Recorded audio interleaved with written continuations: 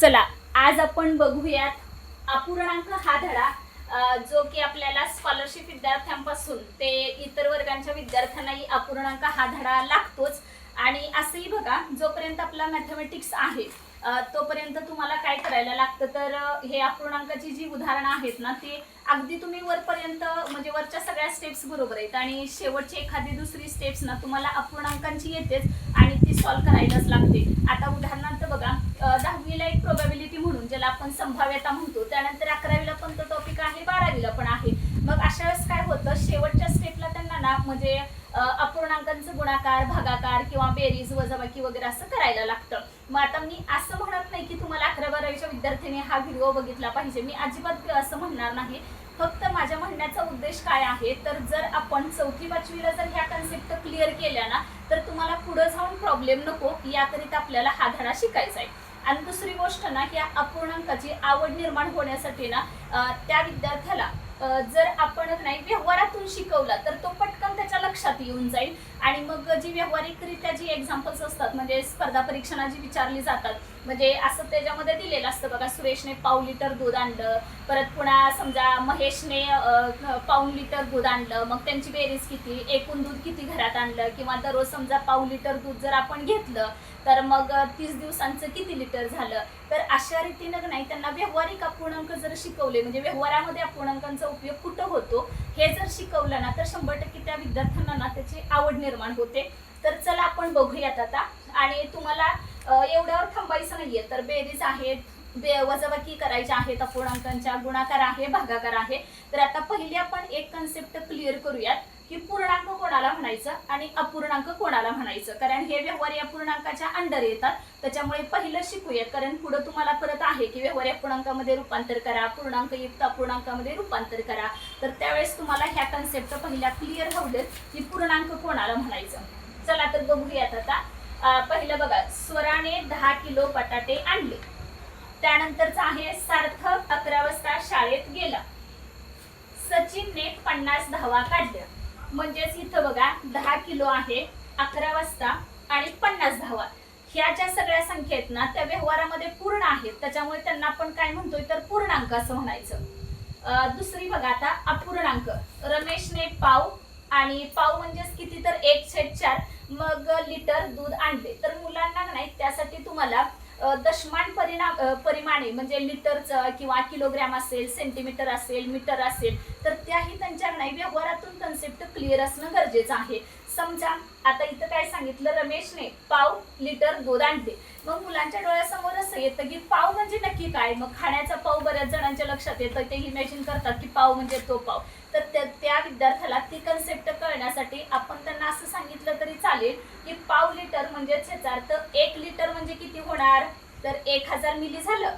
मग 1000 मिली हा पूर्ण भाग झाला।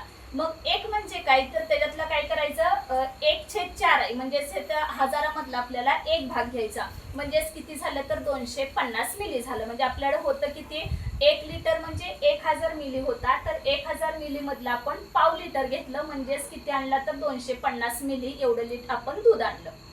त्यानंतर बघा, सार्थकने अर्धा तास अभ्यास केला। तर तुम्हाला इथं कन्सेप्ट 2 मिनिट मी तर सांगते तुम्हाला की 1 लिटर म्हणजेच किती होणार तर 1000 मिली, हे पहिलं क्लिअर असू द्या। सेकंडला बघा, सार्थकने अर्धा तास अभ्यास केला। आता अर्धा म्हणजे नक्की किती केला तर तुम्हाला त्याच्यासाठी 1 तास म्हणजे 60 मिनिटे होतात। 1 तास म्हणजे 60 मिनिटं हे माहित असू दे, म्हणजे अर्धा तास केला ह्याचा अर्थ किती झालं तर 30 मिनिटे त्यांना अभ्यास केला। म्हणजे आपण 60 मधला अर्धा घेतला, म्हणजेच त्याला आपण 1/2 अशा पद्धतीने लिहू शकतो, हे त्यांना क्लिअर होणं गरजेचं आहे।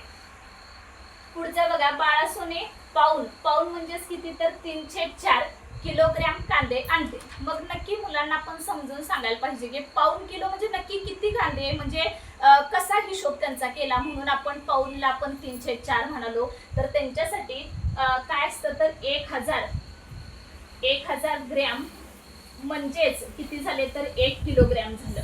मग आता आपण किती आणलं, पाऊण म्हणजे 4 मधले किती 3 भाग आणले, तर त्यांना नाही अगोदर 1000 ग्रॅम म्हणजेच त्याच्यातला 3 भाग करायचे, म्हणजेच किती झालं बघा 250, 250, 250। म्हणजे 750 झालं. म्हणजे हे 3 भाग झाले आणि राहिलेलं म्हणजे तो नाही का आपल्याला पाहिजेत किती 3/4 पाहिजे. म्हणजे 250 करून किती झाले तर 750 ग्रॅम म्हणजेच किती होणार तर 3/4 आलेत लक्षात. म्हणजेच त्याला आपण पाऊण किलोग्रॅम असं म्हणू शकतो. आता ह्या ज्या संख्येत बघा 1/4 आहे, 1/2 आहे, 3/4 आहे, या संख्यांना व्यवहारामध्ये अपूर्ण आहेत म्हणून त्यांना कसला म्हणायचं तर अपूर्णांक म्हणायचं. लक्षात आलेत कशा पद्धतीनं उदाहरणासहित सांगितलेलं आहे. तर या संख्या अपूर्ण आहेत व्यवहारामध्ये म्हणून त्यांना अपूर्णांक असं म्हणायचं.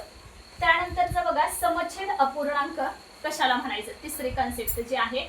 आणि बऱ्यापैकी एक्झाम्पल तुम्हाला आता इथून सुरू होतील की बेरीज असू दे, वजाबाकी असू दे, समछेद अपूर्णांकाशी संबंधित आणि भिन्नछेद असताना सुद्धा आपण सोडवून बघूयात. ज्या अपूर्णांकाचा छेद समान असतो त्यांना कसले म्हणायचं तर समछेद अपूर्णांक असं म्हणायचं.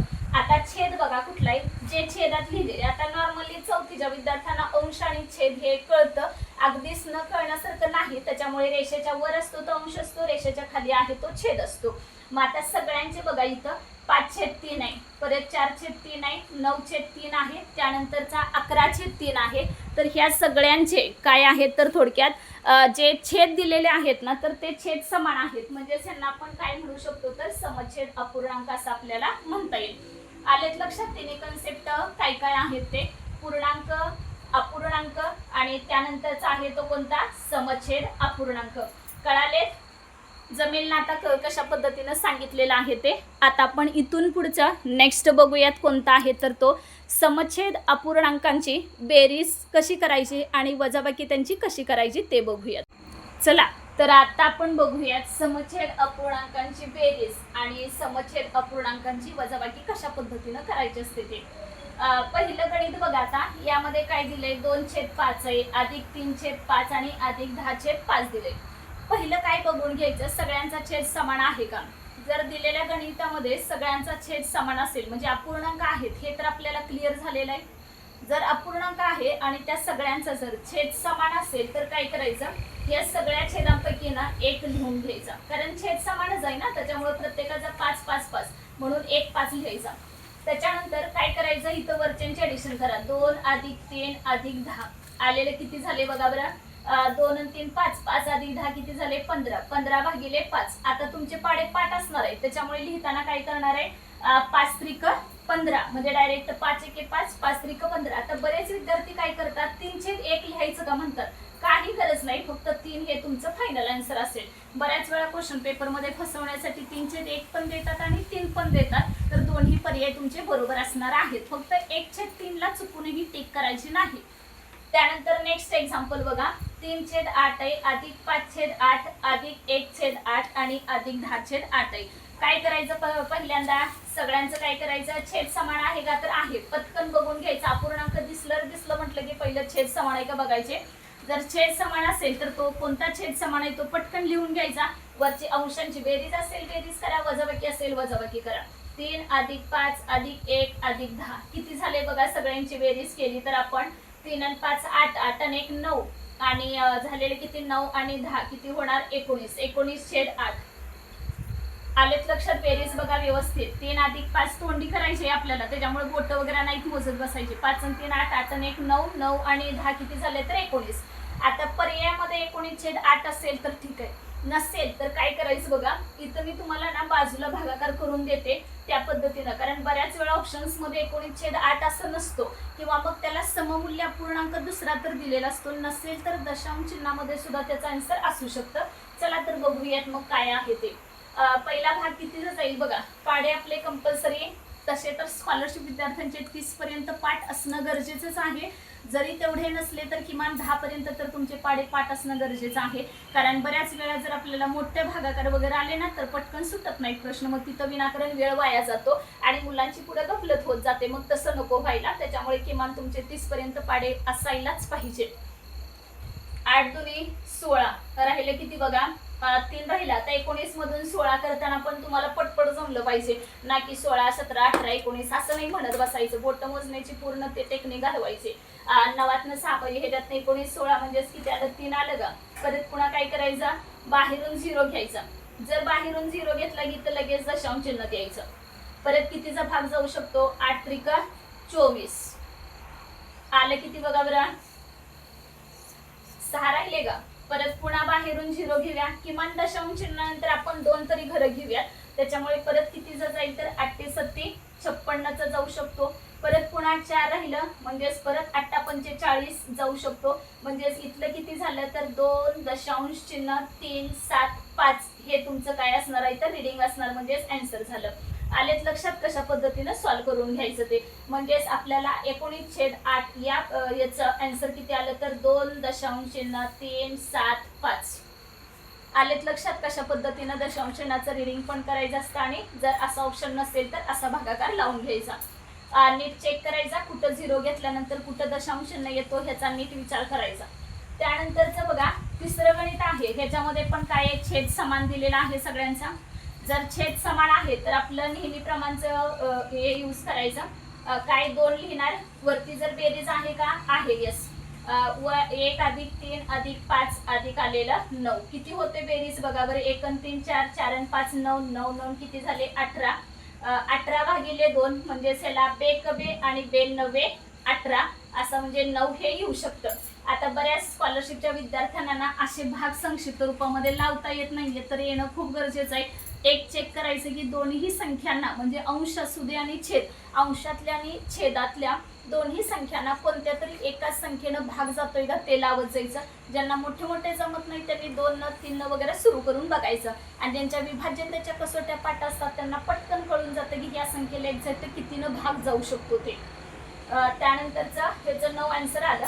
पुढचं बघा आता एक्झाम्पल खूप मोठं वाटतंय, कितीही मोठा असू दे काही प्रॉब्लेम नाही. काय करायचं आहे, सगळीकडचा छेद समान आहे का बघा. लगेच असं म्हणून जायचं नाही इतकं मोठं दिलंय मग सॉल्व्ह कसं करायचं.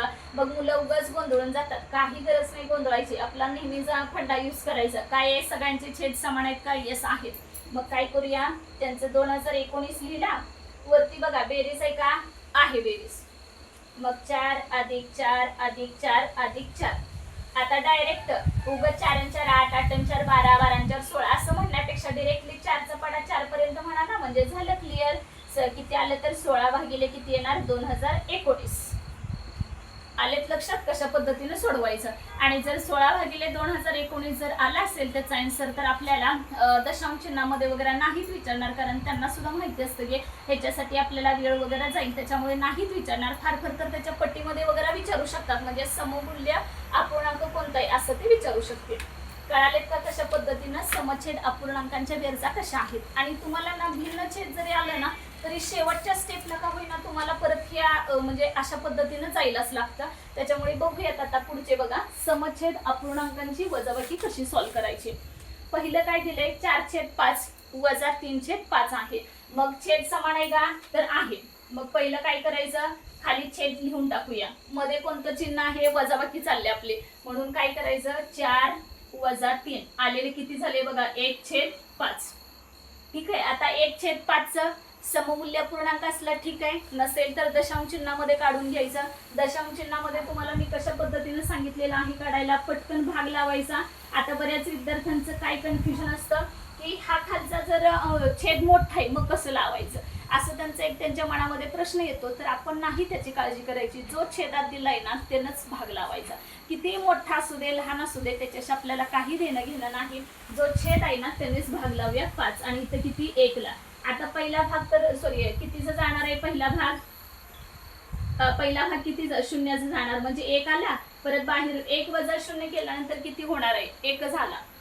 काय करूयात, पहिला भाग शून्याचा गेला म्हणून तिथं 0 लिहिलं. बाहेरून काय करायचं आता इथं 0 घ्यायचा, म्हणून इथं काय जोडूयात आपण दशांश चिन्ह. आलेत लक्षात. पहिला भाग कशात जातोय 0चा.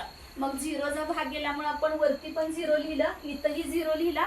म्हणजेच आलेलं 1 मधनं 0 गेला किती आलं 1च येणार. आणि असंही कोणत्याही संख्येमधून आपण 0 घालवलं तर उत्तर किती असतं तर 30 संख्या येते.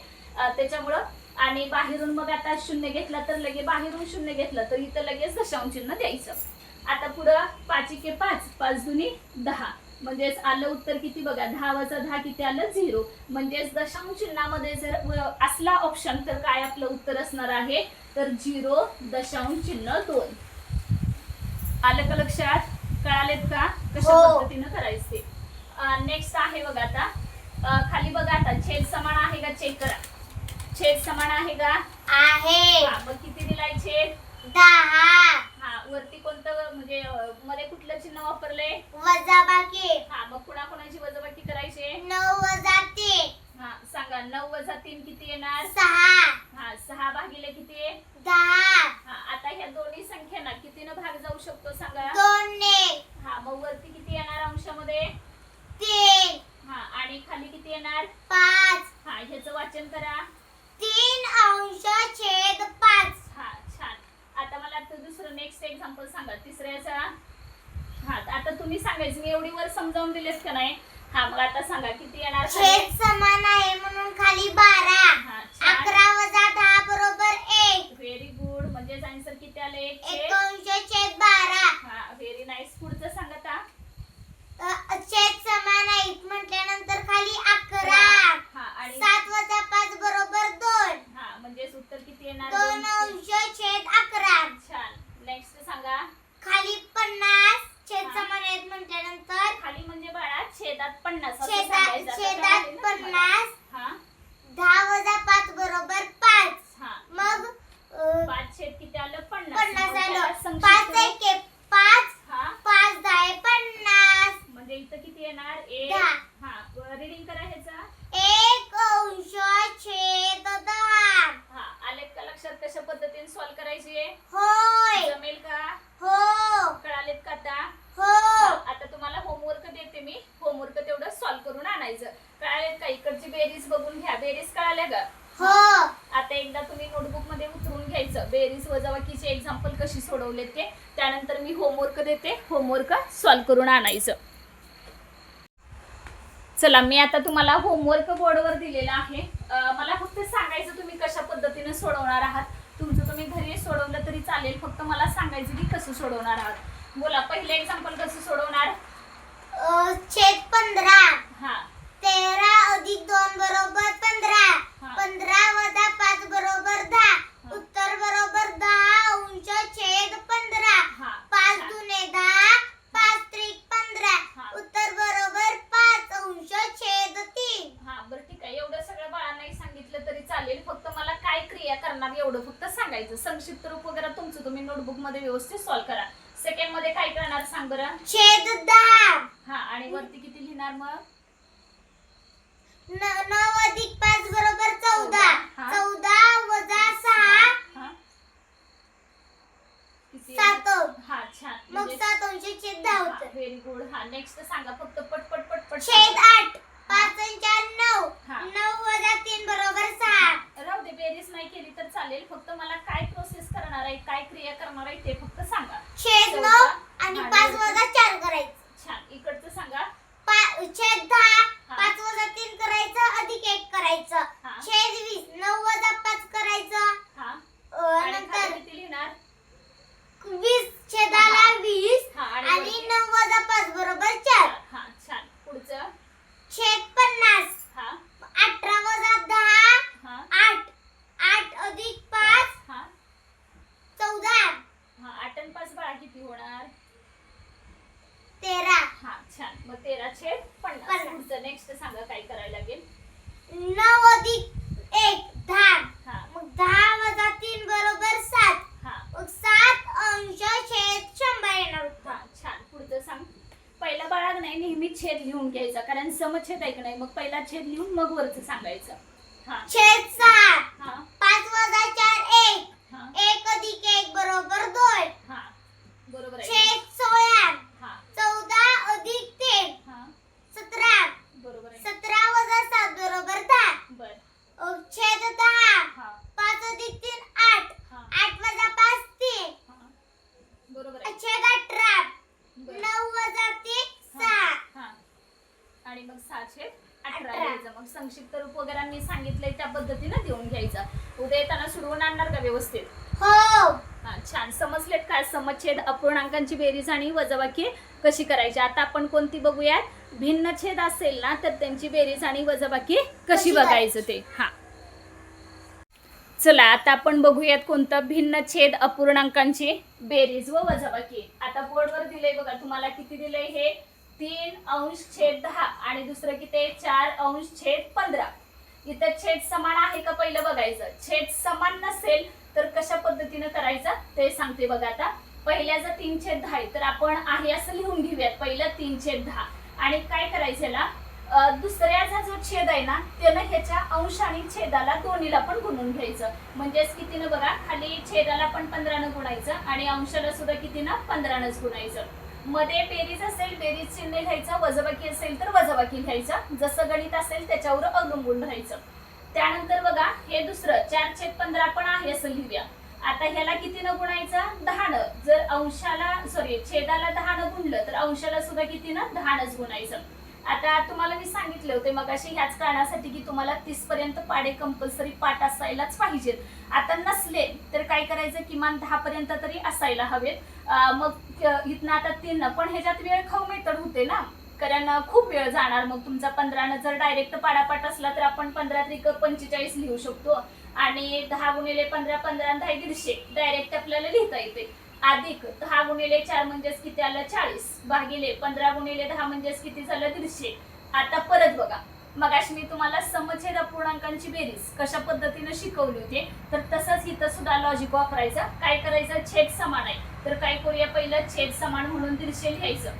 वरती किती आहे 45 अधिक 40. 45 आणि 40 किती झाले सांगा 85. 85 भागिले किती करणार 150 म्हणजेच त्याला आपण 150 म्हणायचं. आता ऑप्शन मध्ये 85 भागिले 150 असेल तर लिहा, काही प्रॉब्लेम नाही. जर नसेल तर काय करायचं, याला संक्षिप्त रूप देऊन घ्यायचं. आता संक्षिप्त रूप द्यायला आपण 2 3 वगैरे खेळत बसायचं नाही. तुम्हाला डायरेक्ट ज्या विभाज्यतेच्या कसोट्या जर तुमच्या पाठ असतील ना, तुम्हाला पटकन कळतं की जर एकक स्थानी 5 आणि 0 आला असेल तर त्या संख्येला 5 ने निशेष भाग जातो. तर बघूयात आता 5 ने जातो का. 17 5 85 म्हणजेच किती आलं इथं 17 आणि 150 ला 5 न लावलं तर किती होणार तिथं 30. आलेत लक्षात, म्हणजे उत्तर किती येणार त्याचं 17/30. काय आलेत का आलेत लक्षात, 17 भागिले 30 हे त्याचं उत्तर असणार आहे.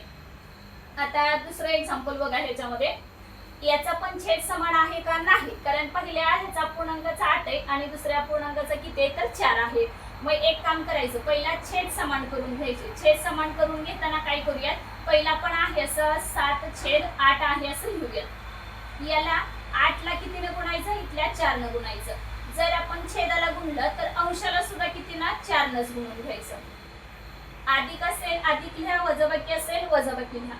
आता ह्यानं ह्याला गुणलं म्हटल्यानंतर ह्यानं सुद्धा ह्याला गुणलं पाहिजे ना, ज्याचं घेतलं त्याला आपण देऊन टाकायचं थोडक्यात. म्हणजे त्यानं मला गुणलं तर मी सुद्धा त्याला गुणणार, हे आपलं कायम लक्षात ठेवायचं. आणि मग काय करूयात आता 4 × 8 आणि इथं किती 3 × 8. बोला किती झाले बघा बरं आता 7 चौक 28. इकडं करूयात आपण, किती झाले 7 चौक 28 भागिले किती येणार 8 चौक 32 आणि इथं किती आले 3 8 किती होणार 3 8 24 भागिले किती आला तर हा 32 आला. मग आता 24 आणि 28 यांची बेरीज करूया. 24 आणि 24 48 झाले आणि वरचं आपल्याला किती करायला लागणार आहे 4. म्हणजे 48 आणि 4 किती झाले तर 52.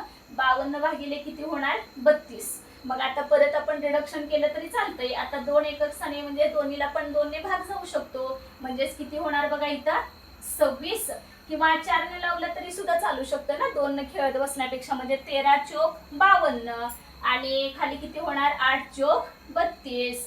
13 आणि खाली किती 8. म्हणजे ह्याचा अर्थ आपण 52 ला पण 4 ने भागलं आणि 32 ला सुद्धा आपण किती ना 4 ने भागलं. म्हणून उत्तर किती आलं त्याचं 13/8.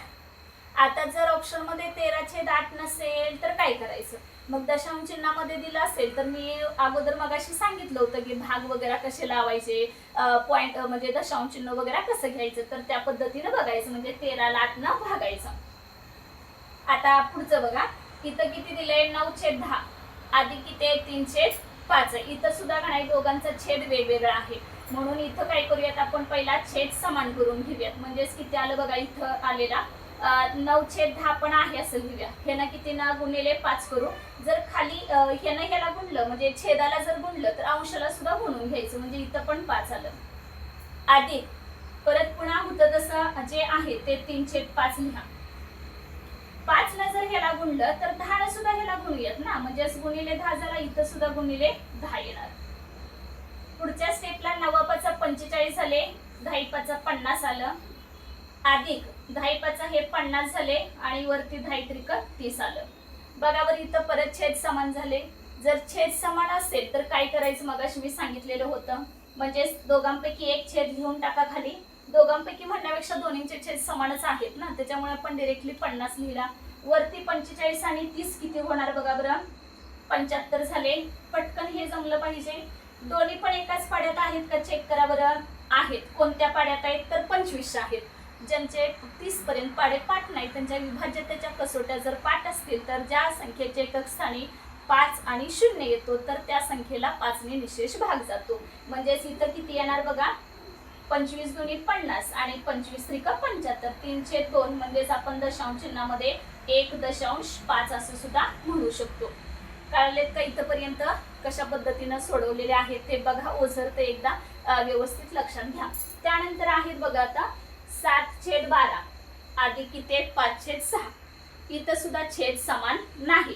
मग काय करायचं आहे, छेद समान करून घ्यायला लागणार आणि मग आपण सोडवायचं. पहिलं मी काय सांगितलं, 7/12 आहे असं लिहायचं. मग इथल्यानं 6 दुसऱ्या जाईल तर इथलं गुणाकार करूया. नियम काय, जर छेदाला गुणलं तर अंशाला सुद्धा गुणून घ्यायचं, हे कायम लक्षात ठेवायचं. आणि गणितामध्ये ना एकावर क्रिया करून चालत नाही, एकावर केली की दुसऱ्याला पण करायला लागते. त्याच्यामुळं इथं छेदाला गुणलं 6 ना तर अंशाला सुद्धा 6 न गुणलं. अधिक परत दुसरा आहे असं लिहा 5/6. 6ला कितीनं गुणूया, ह्या 12नं. जर छेदाला गुणलं तर अंशाला सुद्धा आपण काय करूया 12ने गुणून घेऊया. आता किती येणार बघा बरं, 7 42 आणि 12 आलेले 72. अधिक हे किती झालं बघा, 12 72 झाला आणि वरचा 12×5 60 झाला. मग आता काय करायचं, 60 आणि 42 या दोघांची बेरीज करायची. किती झाले बघा, 60 आणि 40 100 आणि वरचे 2 म्हणजेच किती होणार 102/72 आला. मग आता ह्या दोघांना पण आपण 2 भाग जाऊ शकतोय का चेक करूया. नसेल तर मोठ्या संख्येने तर आपण घालवून बघायला पाहिजे जातो का नाही ते. 102/72 म्हणजेच बे 10 आणि बेक बेला जाऊ शकतो आणि खाली आलेले किती होणार 36. आलेत लक्षात. परत अजून 3 न जाऊ शकतोय बघा, 51ला 3 न गेला तर किती होणार 17 त्रिक 51 आणि 3 1 3, 3 दुनी 6. आलेत लक्षात. म्हणजे उत्तर किती आलं त्याचं 17/12. कळालेत का कशा पद्धतीने सोडवायचं. आता नेक्स्ट बघूयात आपण. ह्याचा किती छेद आहे 9 आणि ह्याचा किती आहे छेद, म्हणजेच काही समछेद आहेत का नाही. जर वेगळे छेद असेल तर कसं सांगितलंय मी, पहिला आहे असं नोट करायचं 5/9 त्याला कुणी गुणायचं ह्या 3 न. छेदाला गुणलं की अंशाला सुद्धा गुणायचं. अधिक परत 2/3 परत 3ला कितीनं गुणायचं 9ला.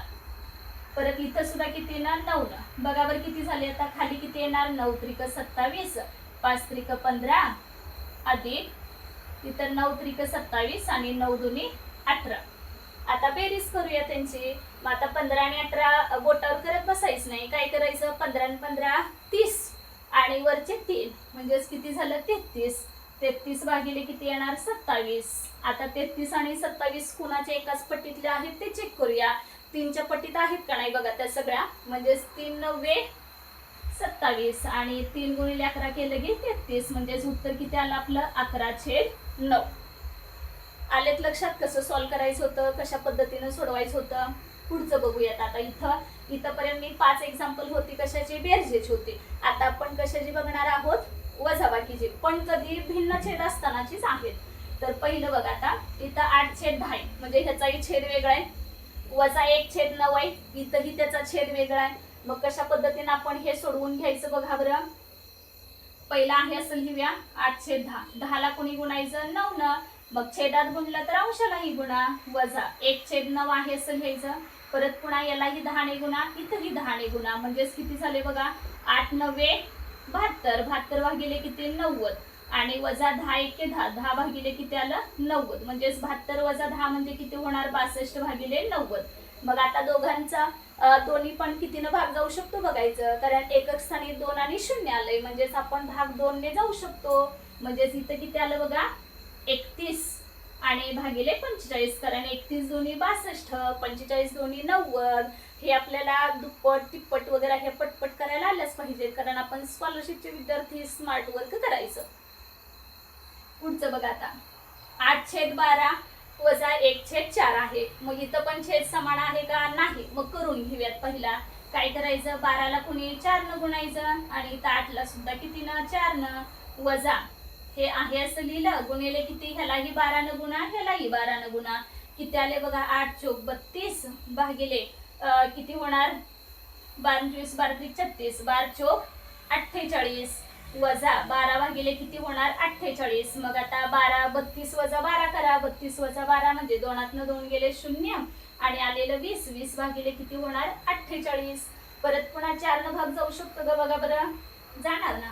4 पंचे 20 आणि 25 12 36, 12 चोक 48 म्हणजे खाली किती आलं 5/12.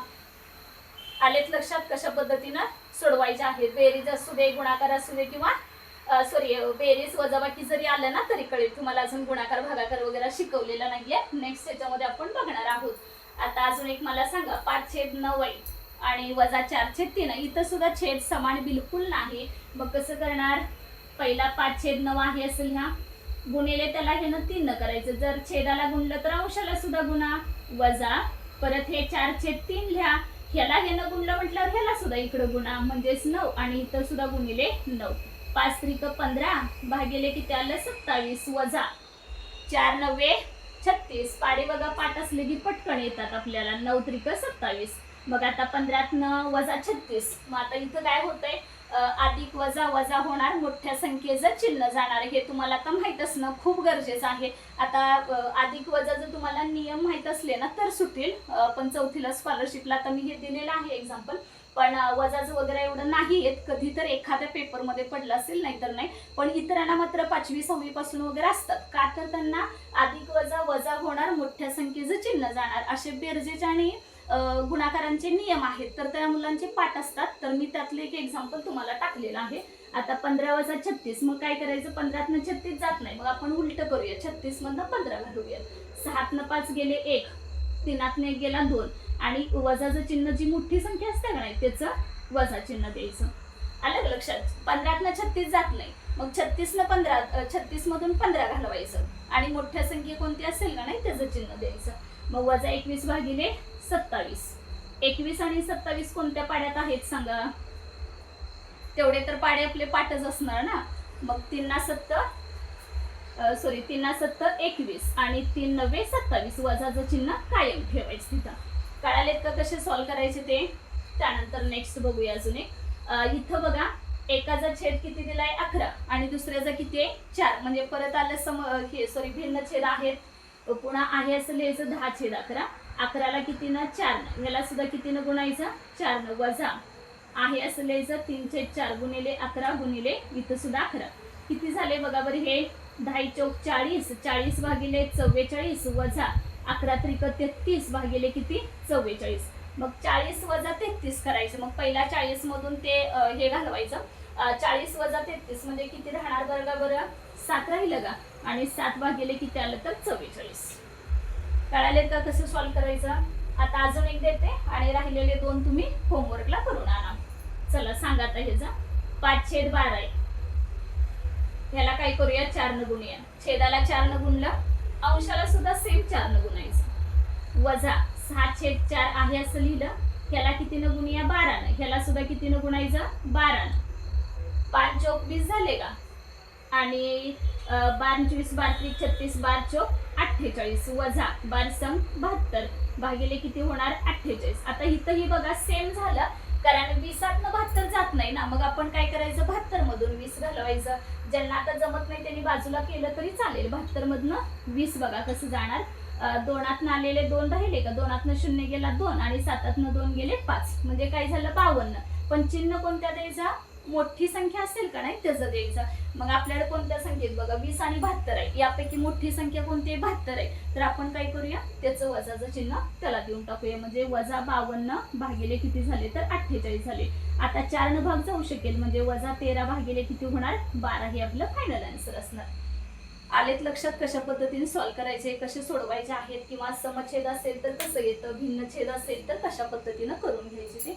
आता जे तुम्हाला 11व आणि 12व उदाहरण आहे का ते तुमचं तुम्ही होमवर्कला सोडवून आणा.